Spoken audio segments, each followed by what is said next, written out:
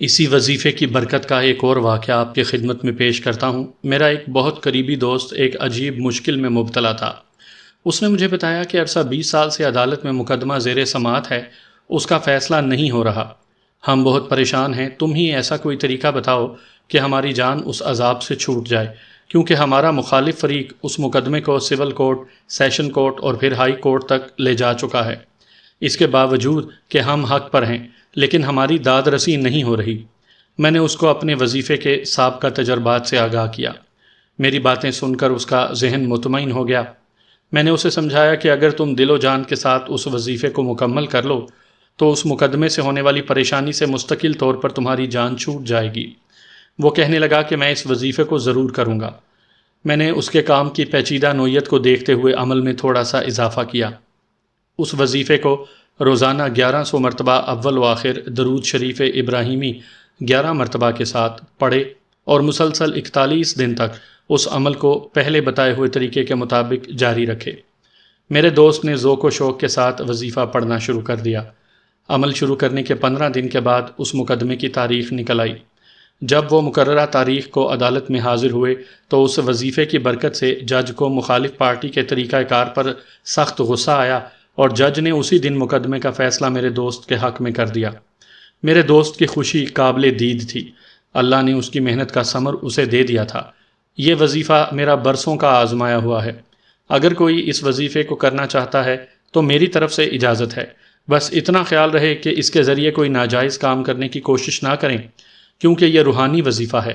ناجائز خواہشات کی تکمیل کے لیے اس کو استعمال کرنے پر الٹا نقصان پہنچنے کا اندیشہ ہے۔ انہی عالم دین سے مجھے ایک اور وظیفہ بھی ملا۔ پہلے وظیفے میں کامیابی کے بعد میری ان سے فرمائش ہوتی تھی کہ مجھے پڑھنے کے لیے کچھ بتائیں۔ ایک دن مولوی صاحب مجھے کہنے لگے کہ تم باموکل استخارہ کا عمل کر لو۔ میں خوشی خوشی عمل کرنے کے لیے تیار ہو گیا۔ یہ 25 دن کا عمل تھا۔ فجر کی نماز کے بعد باوضو ہو کر اول و آخر 11 مرتبہ درود شریف ابراہیمی کے ساتھ اس وظیفے کو پڑھنا تھا۔ وظیفے کے کلمات یہ تھے: نون سین عین لک ال این سا ما وغیرہ وغیرہ۔ اس وظیفے کو کرنے کا طریقہ یہ تھا کہ ان الفاظ کی پہلے دن 100 دانوں والی ایک تسبیح پڑھنی تھی، دوسرے دن 2، اسی طرح ہر روز ایک تسبیح کا اضافہ کرتے جانا تھا، حتیٰ کہ 13ویں دن 100 دانوں والی 13 تسبیح کی پڑھائی کرنی تھی۔ 14ویں دن سے ہر روز ایک تسبیح کم کر کے پڑھنی تھی۔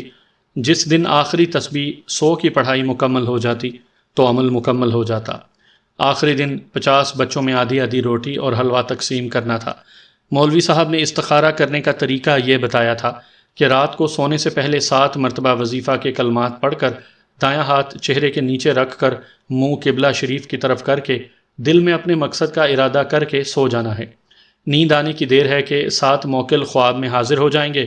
وہ خود کہیں گے کہ تم نے اس کام کے لیے ہمیں طلب کیا ہے اور اس کا جواب یہ ہے۔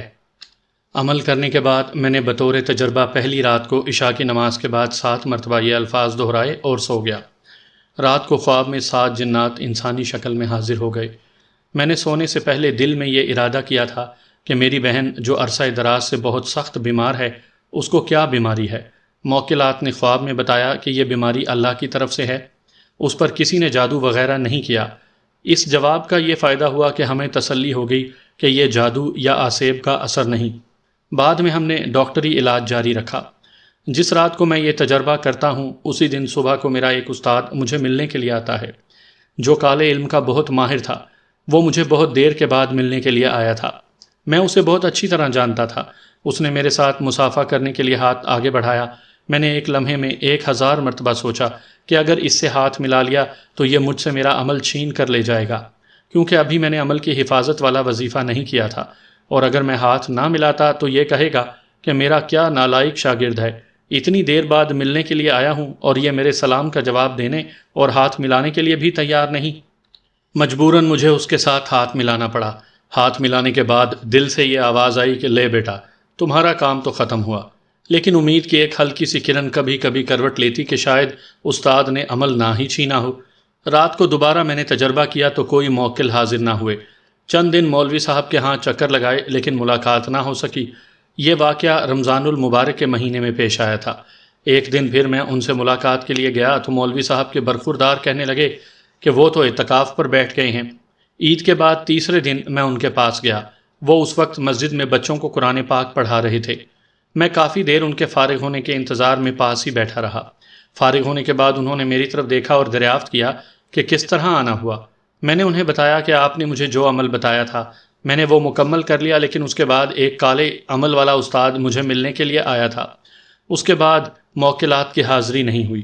انہوں نے مجھے تسلی دی کہ کوئی بات نہیں، اس کا کوئی حل نکال لیں گے۔ اس عمل کے ضائع ہونے کا مجھے بہت دکھ ہوا۔ میں دوبارہ کئی بار اس سلسلے میں انہیں ملنے کے لیے گیا، مگر پتہ نہیں کیا وجہ ہوئی کہ وہ مجھے ہر مرتبہ ہیلے بہانوں سے ٹالتے رہے۔ بالآخر میں نے وہاں جانا چھوڑ دیا۔ زندگی میں اگر کبھی کامیابی ملی بھی تو اس میں اس کالے علم کے استاد کی وجہ سے ناکامی ہو گئی۔ کاش میں اسے ہاتھ نہ ہی ملاتا، مگر اب افسوس کے سوا اور کچھ نہیں ہو سکتا تھا۔ ایک اور واقعہ جو میری ابتدائی زندگی سے تعلق رکھتا ہے، اسے سن کر بہت سے سامعین کے علم میں اضافہ ہوگا اور وہ اس سے عملی زندگی میں فائدہ حاصل کر سکیں گے۔ میرے والد صاحب نماز کے بہت پابند تھے۔ میری عمر بہت کم تھی، لیکن وہ پھر بھی مجھے اپنے ساتھ مسجد لے جاتے۔ غالباً اس وقت میری عمر کوئی 6 برس کے قریب ہوگی۔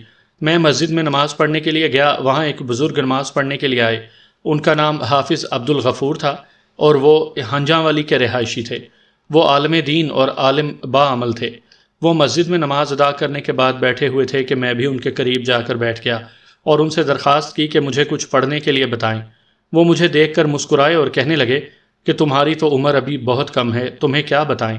میں نے کہا کہ آپ مجھے کچھ نہ کچھ پڑھنے کے لیے ضرور بتائیں۔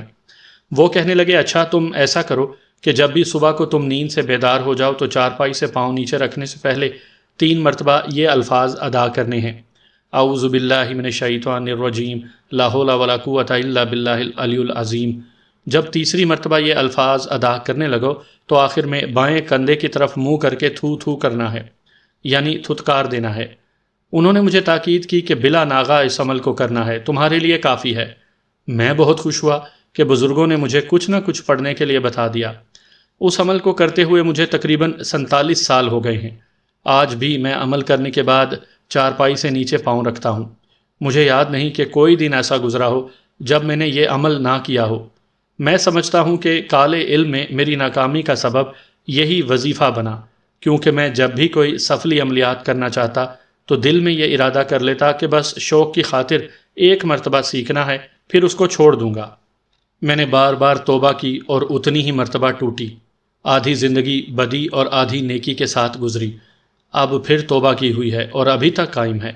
اگر اس کلمے میں اتنی طاقت نہ ہوتی اور اس میں اثر نہ ہوتا تو میں آج بہت کامیاب عامل ہوتا۔ میرے بتائے ہوئے شرکیہ وظائف دوسرے لوگوں نے کیے اور انہیں کامیابی مل گئی۔ جب میں نے خود ان کا تجربہ کیا تو کسی نہ کسی وجہ سے مجھے ناکامی کا سامنا کرنا پڑا۔ اللہ کریم نے اس وظیفے میں اتنی برکت اور تاثیر رکھی ہے کہ اس کے ورد نے مجھے بار بار غلط راستوں سے ہٹا کر صحیح راستے پر چلایا۔ اگر اس تحریر کو سننے کے بعد کوئی شخص ہر روز صبح اٹھ کر اسی طریقے سے ان کلمات کو پڑھنا شروع کر دے تو وہ بھی شیطان کے وسوسوں اور چالوں سے محفوظ رہ سکتا ہے۔ اس نفسا نفسی کے دور میں ہر شخص کامیابی و کامرانی اور منزل مقصود حاصل کرنے کے لیے اپنی بساط کے مطابق کوشش کرتا ہے۔ کسی کو منزل مل جاتی ہے اور کوئی ساری عمر در در کی ٹھوکریں کھا کر اس دنیا سے رخصت ہو جاتا ہے۔ پر اسرار عملیات کے ذریعے جنات کو قابو کرنے کے لیے میں نے جگہ جگہ دھکے کھائے، بہت زیادہ تکلیفیں برداشت کیں، ہر ناجائز طریقہ اختیار کیا، لیکن پھر بھی میری خواہش اور شوق کی تسکین نہ ہو سکی۔ خدا کا لاکھ لاکھ شکر ہے کہ میری ہر تدبیر پر تقدیر غالب آتی رہی اور میں معجزاتی طور پر شیطانی قوتوں کا آلۂ کار بننے سے محفوظ رہا۔ تسخیر جنات کے شوق میں سوائے تباہی و بربادی کے مجھے کچھ حاصل نہ ہوا۔ جو واقعات میرے ساتھ پیش آئے ہیں ان کو بیان کرنے کا صرف ایک ہی مقصد ہے کہ دوسرے لوگ ایسے فضول کاموں میں اپنا وقت برباد نہ کریں اور ان سے نصیحت حاصل کریں، کیونکہ کامیابی صرف صراط مستقیم پر چلنے میں ہے۔ چند ایک واقعات سامعین کی خدمت میں پیش کر رہا ہوں۔ یہ ان دنوں کی بات ہے جب میں نے ابھی توبہ نہیں کی تھی اور شوق دل میں جوان تھا۔ میری ملاقات ایک ایسے شخص سے ہوئی جو بازار میں پرانے رسالے فروخت کرتا تھا۔ اسے بھی عامل بننے کا بہت شوق تھا۔ میں فارغ اوقات میں گپ شپ لگانے کے لیے اس کے پاس جا کر بیٹھا رہتا۔ ہمارا موضوع گفتگو یہی ہوتا کہ کس طرح جلد از جلد عملیات کے میدان میں کامیابی حاصل کی جائے۔ ایک دن میں اسے ملنے کے لیے گیا تو ایک اجنبی شخص اس کے پاس بیٹھا ہوا تھا۔ رسالے بیچنے والے نے اس سے میرا تعارف کروایا کہ انہیں بھی عملیات سیکھنے کا بہت شوق ہے، ان کی بھی رہنمائی فرمائیں۔ انہوں نے میرے ساتھ کچھ دیر گفتگو کی تو انہیں اندازہ ہو گیا کہ میرے سر پر جنات کو قابو کرنے کا بھوت سوار ہے۔ انہوں نے مجھے ایک عمل بتایا، لیکن اس کو کرنے کا طریقہ بہت عجیب و غریب تھا۔ اس سے پہلے میرے تجربے میں اس قسم کا کوئی عمل نہیں آیا تھا۔ اس عمل کا باقاعدہ وظیفہ شروع کرنے سے پہلے شہر کی تمام گزرگاہوں اور چوراہوں میں 7 شیطانوں کے ناموں کا کثرت سے ذکر کرنا تھا۔ میں صبح سے لے کر شام تک سارے شہر میں گھومتا رہتا۔ میرا بس ایک ہی کام تھا کہ ابلیس، شداد، حامان، نمرود اور فرعون وغیرہ کے ناموں کی تسبیح زبان پر جاری رکھوں۔ یہ ان دنوں کی بات ہے جب میں نے ابھی توبہ نہیں کی تھی۔ چند دنوں میں یہ عمل مکمل ہو گیا۔ اس کے بعد کالے علم کا وظیفہ کرنا تھا۔ یہ 21 دن کا عمل تھا جو رات 11 بجے کے بعد قبرستان میں کسی قبر پر گھڑ سواری کی پوزیشن بنا کر کرنا تھا۔ اس وظیفے کے تمام کلمات بدھو، سادھو اور دیگر شرکیہ الفاظ پر مشتمل تھے۔ ان کلمات کو قبر پر بیٹھ کر 500 مرتبہ پڑھنا تھا، جس پر کم از کم 1 گھنٹہ صرف ہوتا۔ شوق کے ہاتھوں مجبور اور کچھ حاصل کرنے کی جستجو نے مجھ گناہ گار سے یہ کام بھی کروا دیا۔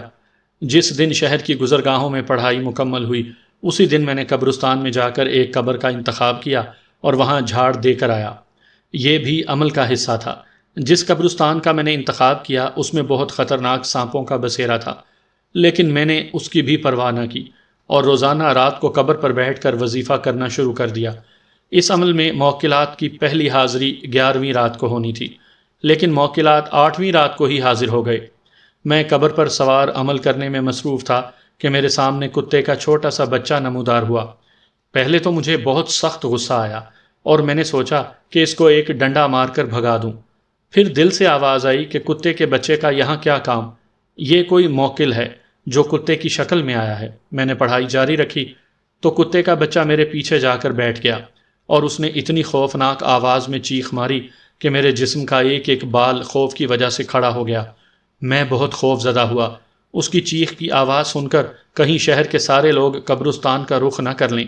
میں اٹھ کھڑا ہوا اور وہاں سے بھاگنے کا ارادہ کیا، لیکن شوق کے ہاتھوں مجبور میں نے اپنے دل کو سمجھایا، تسلی دی اور دوبارہ بیٹھ کر پڑھائی شروع کر دی کہ کہیں میری اس غفلت کی وجہ سے شوق ادھورا نہ رہ جائے۔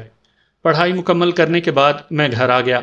میں نے 21 راتوں کی پڑھائی مکمل کر لی، لیکن نہ تو دوبارہ کوئی حاضری ہوئی اور نہ ہی مجھے کچھ حاصل ہوا۔ تقریباً 1 ہفتے بعد میری ملاقات اس شخص سے ہوئی جس نے مجھے یہ عمل بتایا تھا۔ اس نے مجھ سے پوچھا، کیوں بھائی، آپ کا کام بن گیا؟ میں نے اسے تمام حالات اور واقعات سے آگاہ کیا۔ میری باتیں سن کر وہ کہنے لگا کہ اگر تمہیں اس آسان عمل میں کامیابی نہیں ہوئی تو دنیا میں کوئی ایسا عمل نہیں جو تم کر سکو۔ وہ کہنے لگا کہ میں نے ایک عیسائی کو یہ عمل کروایا تھا۔ جب رات آخری تھی تو ایک 2 گز لمبا سانپ حاضر ہو گیا۔ اس سانپ نے آتے ہی عیسائی کو اپنی مضبوط گرفت میں لے لیا، لیکن وہ گھبرایا نہیں اور اس نے پڑھائی جاری رکھی۔ جب وظیفہ مکمل ہو گیا تو موکلات نے حاضر ہو کر اس کی تابعداری قبول کر لی۔ اگر تم اس سے ملنا چاہتے ہو تو میرے ساتھ کراچی چلو۔ اس وقت وہ روزانہ ہزاروں روپے کما رہا ہے۔ میں نے اس سے درخواست کی کہ استاد جی، اب مجھے اس کا کوئی حل بتائیں کہ میں کیا کروں۔ وہ مجھے کہنے لگا کہ میں تمہیں اپنے استاد سے ملواؤں گا، شاید وہ تمہاری رہنمائی کر سکیں۔ اس کا استاد فیصل آباد کے قریب ایک گاؤں کے قبرستان میں رہتا تھا۔ ایک دن پروگرام بنا کر ہم وہاں چلے گئے۔ اس عامل نے میری باتیں سن کر کہا، آپ واپس چلے جائیں، میں 1-2 ماہ تک آپ کے پاس آؤں گا اور آپ کا مسئلہ ٹھیک طریقے سے حل کروا دوں گا۔ ہم وہاں سے واپس چلے آئے۔ میں نے ایک ایک دن ان کے انتظار میں گزارا۔ 2 ماہ مکمل کیے لیکن وہ نہیں آئے۔ میں دوبارہ اکیلا فیصل آباد جا کر ان کی خدمت میں حاضر ہوا۔ انہوں نے پھر آنے کا وعدہ کیا لیکن وہ نہیں آئے اور نہ ہی دوبارہ میں نے رابطہ کرنے کی ضرورت محسوس کی۔ میرے شب و روز عملیات کی تلاش اور انہیں کرنے میں بسر ہو رہے تھے کہ میرے ایک دوست عامل نے مجھے حمزات کو تسخیر کرنے کا عمل کرنے کا مشورہ دیا۔ یہ عمل بھی قبرستان میں بیٹھ کر کرنا تھا۔ اس عمل کو کرنے کے لیے میں نے صوفیاں والے قبرستان کا انتخاب کیا۔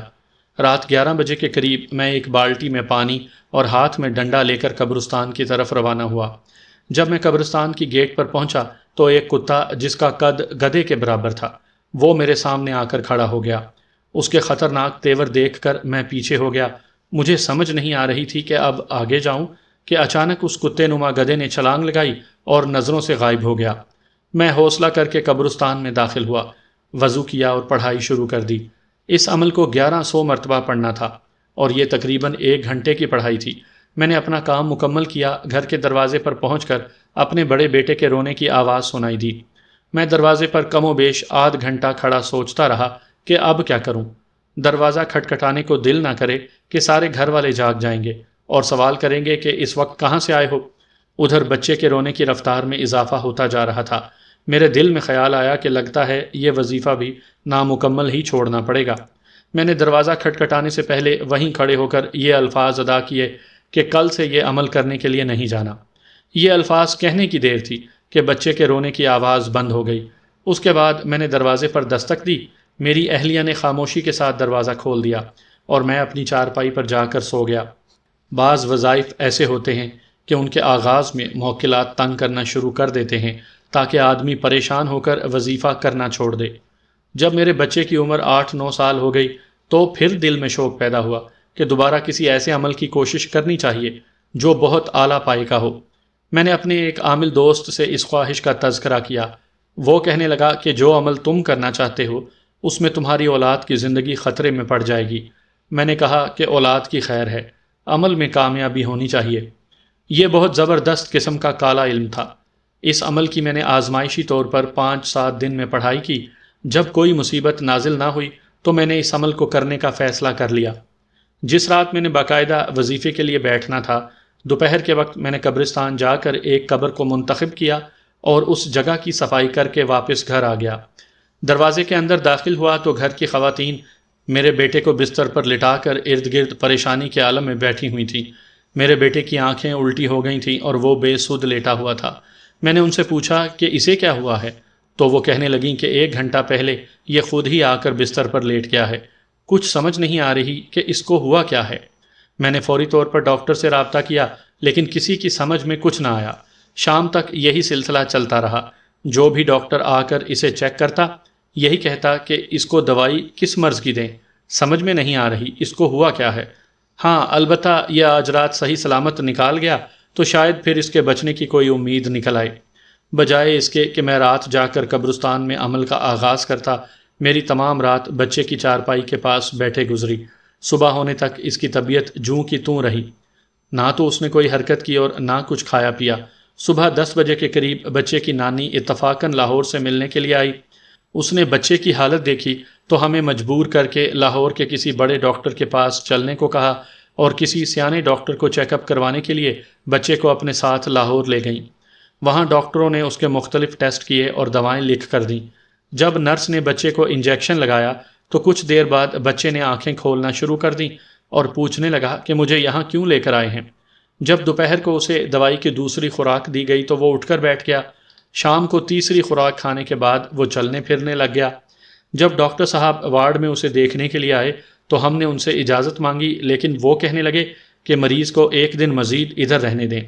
میرا بیٹا بالکل تندرست ہو گیا ہے کیونکہ اس کو تکلیف تو کوئی اور تھی، اصل مسئلہ تو میرے عمل کرنے کا تھا۔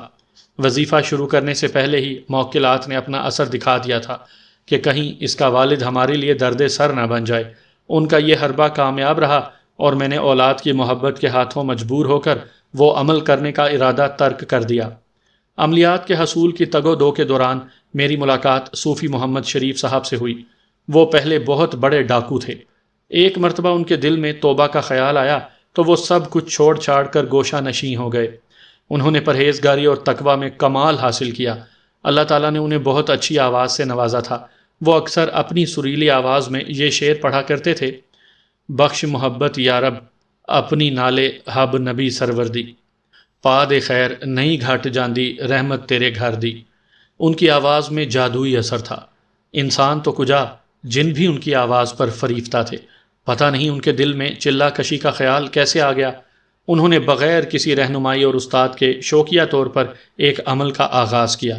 38ویں رات حاضری ہو گئی اور لاکھوں کی تعداد میں موکلات حاضر ہو گئے اور یک زبان ہو کر کہنے لگے: صوفی صاحب یہ عمل وغیرہ چھوڑیں، ہم تو پہلے ہی آپ کے عقیدت مند ہیں کیونکہ آپ نے گناہوں کی زندگی سے توبہ کی ہے۔ اس کے بعد جنات کا ان سے رابطہ ہو گیا اور وہ جب بھی انہیں کوئی کام کہتے تو وہ مکمل تابع داری سے حکم بجا لاتے۔ صوفی صاحب کے متعلق مشہور تھا کہ ان کی شادی ایک پری سے ہوئی ہے۔ بقول ان کے اس پری سے ان کے 4 بیٹے پیدا ہوئے جو ان کے علاوہ کسی اور کو نظر نہیں آتے تھے۔ سامعین کرام، آپ سن رہے ہیں ایک دلچسپ اردو کہانی جس کا نام ہے ایک ناکام عامل۔ یہ اس سلسلے کی دوسری قسط ہے۔ مجھے امید ہے آپ کو میری یہ کاوش پسند آ رہی ہوگی۔ آپ نے اگر ابھی تک میرا چینل کہانی گھر سبسکرائب نہیں کیا تو ابھی میرے چینل کو سبسکرائب کر کے بیل نوٹیفیکیشن آن کر لیجئے تاکہ آنے والی ہر نئی کہانی کی اطلاع بر وقت آپ تک پہنچ سکے۔ جب صوفی صاحب کی اتنی قابلیت اور درویشی میرے علم میں آئی تو میں ان کی خدمت میں حاضر ہوا اور انہیں اپنی شوق سے آگاہ کیا کہ میں پری کی تسخیر کا عمل کرنا چاہتا ہوں۔ انہوں نے کہا، یہ کوئی مشکل کام نہیں، اگر تم چاہو تو آج سے ہی اس عمل کا آغاز کر دو۔ انہوں نے مجھے قرآن مجید کی ایک آیت بتائی، اسے 1100 مرتبہ پڑھنا تھا۔ یہ تقریباً 2 گھنٹے کا عمل تھا اور آبادی سے باہر کسی کھلے مقام پر 11 راتوں میں یہ وظیفہ مکمل کرنا تھا۔ جب پہلے دن عمل کرنے کے بعد میں رات 12 بجے کے قریب گھر واپس آیا تو خاموشی سے سو گیا۔ رات 2 بجے کے قریب ہائے ہائے کی آوازیں سن کر میری آنکھ کھل گئی۔ گھر کے ایک فرد کو کسی چیز نے اوپر اٹھا کر بہت زور سے نیچے پھینکا تھا۔ اس کی چیخ و پکار کی وجہ سے تمام اہل خانہ اٹھ کر بیٹھ گئے۔ جب اس سے پوچھا گیا کہ تمہیں کیا ہوا ہے تو اس نے کہا کہ مجھے نہیں معلوم کس نے مجھے اوپر اٹھایا ہے، البتہ دھکا دے کر نیچے ضرور پھینکا ہے۔ صبح میں نے اپنے عامل دوست سے اس واقعے کا ذکر کیا۔ وہ کہنے لگا کہ ان کاموں میں اس طرح کی تکلیفیں تو آتی ہی رہتی ہیں، ابھی تو اور بہت سی مصیبتیں آئیں گی۔ اگر حوصلہ ہے اور برداشت کر سکتے ہو تو عمل جاری رکھو۔ میں نے دوسرے دن عمل کیا کرنا تھا، 15 دن تک گھر کے اس فرد کا علاج معالجہ کرواتا رہا۔ میری طرح جو لوگ بھی عملیات کے ذریعے جنات کو تسخیر کرنے کے چکر میں مبتلا ہیں، وہ طرح طرح کے مصائب صرف اس امید پر برداشت کرتے رہتے ہیں کہ جب کبھی کامیابی ملے گی تو انہیں سکھ کا سانس لینا نصیب ہوگا۔ یہ خام خیالی ہے۔ جنہیں کامیابی مل جاتی ہے ان کی پریشانیوں میں اور اضافہ ہو جاتا ہے۔ میں سینکڑوں عاملوں سے ملاقاتیں کر چکا ہوں، میں نے آج تک کسی کالے علم کے عامل کو سکھی نہیں دیکھا۔ البتہ جو لوگ روحانی عملیات کے ماہر ہیں اور صرف شرعی طریقے پر چلتے ہیں، وہ خود بھی مطمئن اور مسرور زندگی گزارتے ہیں اور دوسرے لوگ بھی ان سے فیض حاصل کرتے ہیں، اور اس کا صلہ انہیں دونوں جہانوں میں ملتا ہے۔ پان کے شوق نے مجھے عملیات کی دنیا سے دور کر دیا۔ میں نے اپنی ضدی طبیعت کے ہاتھوں بہت نقصان اٹھائے۔ ایک ایسی چیز جو اب میری زندگی کا حصہ بن چکی ہے کہ اس کے بغیر میں زندہ نہیں رہ سکتا۔ میں اپنی اس عادت کے ہاتھوں مجبور ہوں۔ میں اپنی بیوی بچوں کے بغیر تو وقت گزار سکتا ہوں، مگر اس کے بغیر مجھے کسی پل چین نہیں ملتا۔ صرف رمضان المبارک ایک ایسا بابرکت مہینہ ہے جس میں اللہ کی طرف سے صبر عطا ہو جاتا ہے۔ اس عرصے میں میرے اور اس کے درمیان کچھ دیر کے لیے تعلقات منقطع ہو جاتے ہیں۔ یہ ہیں تمباکو کی پتیوں والے زہریلے پان جو میں بہت زیادہ تعداد میں کھاتا ہوں۔ ایک ضد تو میری عملیات پر عبور حاصل کرنے کی تھی اور دوسرا پان کھانے کا شوق میرے سر پر سوار تھا۔ مجھے پان کھانے کا شوق کس طرح پیدا ہوا، اس کی بھی ایک عجیب داستان ہے۔ یہ آج سے 20 سال پہلے کی بات ہے۔ ایک شخص سامان کی خریداری کے لیے روزانہ ہماری دکان پر آیا کرتا تھا۔ اس کے منہ میں ہر وقت پان ہوتا۔ روزانہ آنے کی وجہ سے میرا اس کے ساتھ اچھا تعلق بن گیا۔ ایک دن وہ مجھے کہنے لگا کہ میں آپ کی خدمت میں ایک پان پیش کرنا چاہتا ہوں۔ میں نے اسے بتایا کہ میں پان نہیں کھاتا۔